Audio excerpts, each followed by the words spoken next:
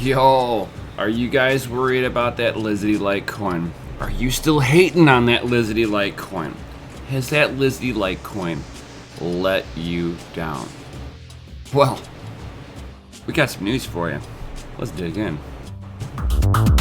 Yo, crypto nation and mining family. Crypto nation and mining family, what's going on? Of course, like always, it's not financial advice.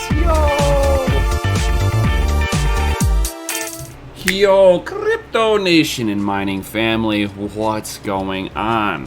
Got that Wednesday morning. It's the October 23rd. Yo, and yes, guys, this one is all going to be about that Lizzie Litecoin. Woo! So, guys, have you been worried about the performance of Litecoin? Have you guys been hearing me sit there going, just hodl? Don't worry about it. Hodl on. Because a lot of people were throwing some shade, throwing some hates at that Litecoin. Especially when they saw Charlie Lee and one of the Litecoin Foundation members having an argument.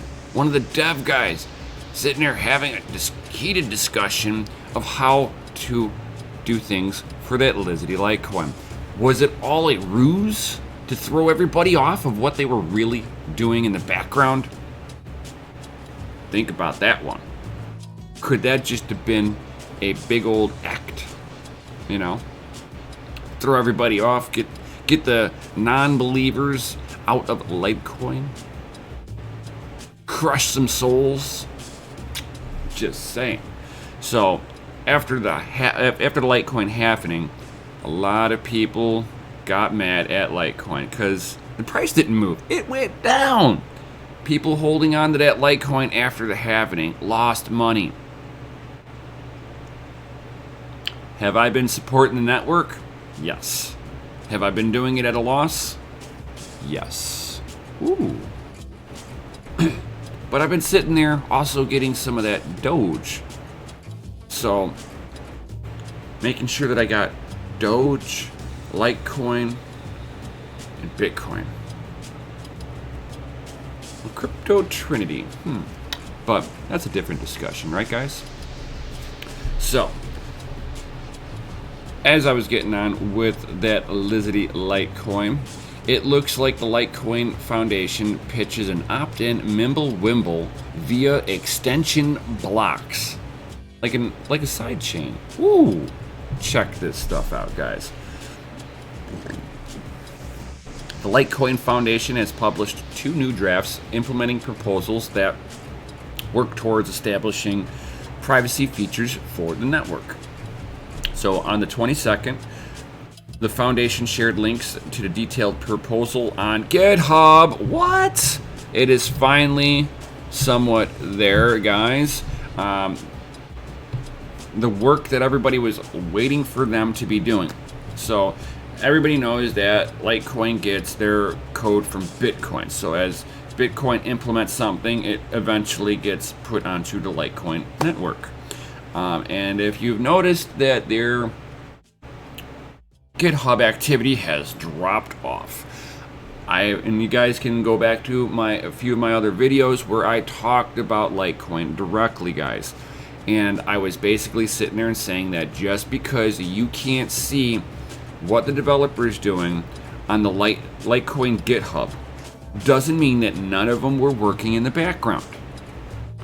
You don't know if these guys have multiple accounts under different names. If you know their names, drop them down and below because I'd like to follow them. But otherwise, I myself do not know all the names of all the developers, and how many accounts they truly have. I was seeing that some of them was doing some work, were doing some updates on Litecoin directly on their main chain, but it looked like the main core of the devs have been quietly working on something. Quietly. And I made a comment that I bet you that they're bringing Mimblewimble onto Litecoin Network. You can go back to my video where I don't even remember which video it was, but it was right after the happening, when everybody was throwing some of that shade on that Lizzie Litecoin.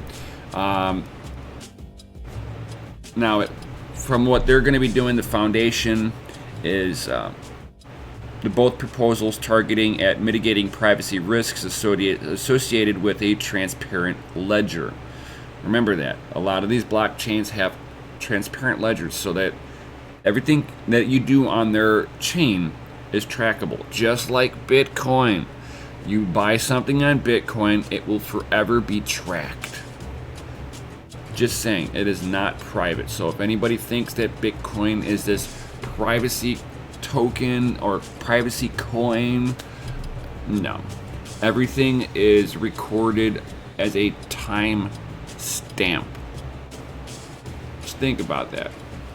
Litecoin the same way, because it's an implementation of Bitcoin.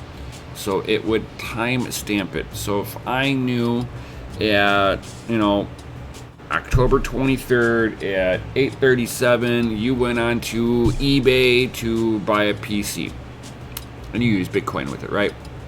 I will forever be able to tell that you bought that PC using Bitcoin. And you're like, wait a minute, I use Bitcoin. How is that possible? It's the same thing with Litecoin. eBay knows who you are. eBay reports to the government, including your Bitcoin, Litecoin, or whatever address you use for payment structure. They are reporting how you paid. Tie that back in with blockchain, with a public ledger, and you can see some of the issues. Now they can track back to your wallet and see your exact holdings. Now if they implement a Mimblewimble via side chains, now you're talking about a little bit more privacy. So now you're talking about giving a payment out that basically dead ends itself. It just shows that, yes, you paid for it, you used crypto, but we don't know how much you have left, because all of that stuff was privately transacted. That's basically what Mimblewimble is going to bring to the Litecoin Foundation. So the author's proposal, Andrew Yang, David Burkett, and Charlie Lee, argue that this transparency hinders the Litecoin's functional fungibility in government-regulated merchant world, observing that personal identifiable information collected from an IP address, exchanges, or merchants can be leaked and then tied to your address, just like I just said. Also serves as a chain analysis, providing risk scores based on whether or not any address that they have blacklisted had appeared in any transaction history, and result in the same business treating these coins as tainted and sending them back to the owner, or worse yet, shutting down their account. So they can get a tainted coin. So if you end up getting a payment from somebody that they blacklisted, and they see you move that token or that coin to their payment structure, they can send that back to you and potentially block you just because you accepted tokens or crypto from a blacklisted member. So now you're going to have to be careful with who you accept money from. You could sit there and take cash from a drug lord, a murderer, take cash, and none of that is banned, blocked. It's still cash. It might be tainted, and every dollar bill is tainted with traces of drugs on it, but they don't kick that back to the owner, and ban them and blacklist them. No. But they're going to try to do this with crypto. That is hilarious. To solve this, the foundation is working on integration of scalability and privacy-focused Mimblewimble protocol. Like I was saying, Charlie Lee and Riccardo Spangini, or I always mess up his name, Fluffy Pony from Monero, They are friends.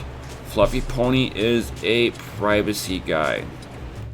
Expert privacy. Him and his team are expert privacy coders. Awesome, cool stuff. My theory is that Mimblewimble came from that same team. You're seeing some of the early implementations being done with Grin and Beam, which is amazing to sit there and see that there are good privacy alternatives. I believe that in the future, a lot of places are going to start getting some static over using privacy coins. But I think that should be up to the vendors if they're going to be accepting that or not, because they can sit there and easily exchange that over to that Bit. But Mimblewimble is a part of a variant of a cryptographic protocol called confidential transactions, which that's something that Floppy Pony was working on, which allows for transactions to be obfuscated yet verifiable, so that to achieve both highly heightened privacy and prevention of double spending, which that is always everybody's first concern. You know, am I going to be privately transacting, and is it going to be a legit spend? Am I going to have to worry about somebody stealing it, double spending it, blah, blah, blah, blah, blah. But it looks like they are definitely trying to get on top of that before rolling this out, which give them a gold sticker for that one, right, guys? For these specific proposals, even the authors envisions implementing Mimblewimble as an opt-in new transaction format through extension blocks. And I wonder what they're going to mean by opt-in. So do you have a choice to use this or not to? That would be actually really interesting. If in some cases where privacy doesn't work, you can just use your normal Litecoin address. And if you want to be a little bit more private, you can sit there and do it all on their extension blocks with Mimblewimble. I wonder how they're going to do that for privacy aspects. Let's say you're transacting mostly in privacy, and let's say Newegg, you want to buy a graphics card off of Newegg, but they don't let you have the privacy. So now you're not using the extension block with Mimblewimble. Now you're using your normal Litecoin wallet. Is it going to expose your Litecoin wallet plus all the transactions inside of it? Or is the Litecoin wallet going to isolate the payment so that you can't see beyond that? That's actually a good question. If you guys got any comments down below on that one, let me know.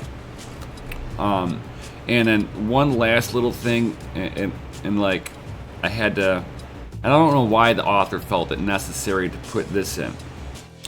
So the author on this article put in, as previously reported, the privacy-centric cryptocurrency Grin underwent its first network hard fork this summer. True. This part is true and verifiable. It was to introduce tweaks to its consensus algorithm.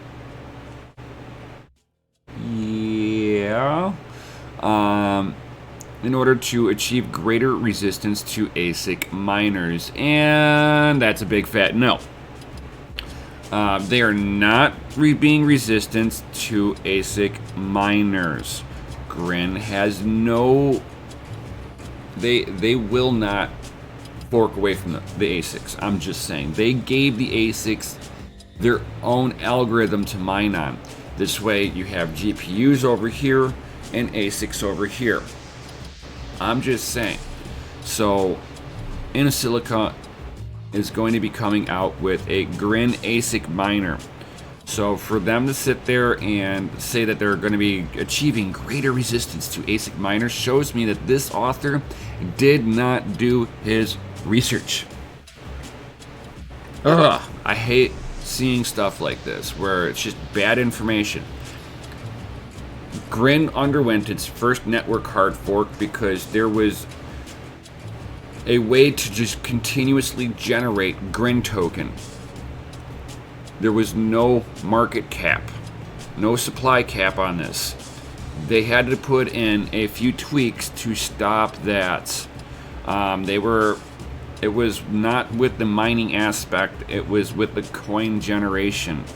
That was what they were forking on. They had to fix it before there was an issue. Obviously, one of their devs wanted to be able to make as much Grin as they possibly wanted. So they had to basically shut that down. It was not to make it greater resistance to ASIC miners. Had nothing to do with that. They had to basically tweak the algorithm so that you couldn't just generate coin. I'm just saying, that's just my 2 satoshis on that. You guys can sit there. Ooh, wrong button. You guys can sit there and fillet me later on all of that stuff if you think differently on any of this stuff. If you guys at all want to help support the channel, guys, check out hotrodmining.com. You can check out awesome hats like this, guys, all on hotrodmining.com. I've got shirts, jackets, pants, some PC equipment, guys. Yo! And if you guys are looking for some mining help and all of that good stuff, guys, check out the Discord. Links are down below, guys. Join my Discord. Be a part of the conversation. Don't just lurk in the background. Actually, contribute. Contribute into this space, even with a conversation. And with that, guys, I hope that while your conversation, you make some of those conversations down below and smash that lizard like button while you're down there. Subscribe, hit the bell notification, and all that good stuff. And with that, guys, I will definitely be seeing you all on the next one. Peace.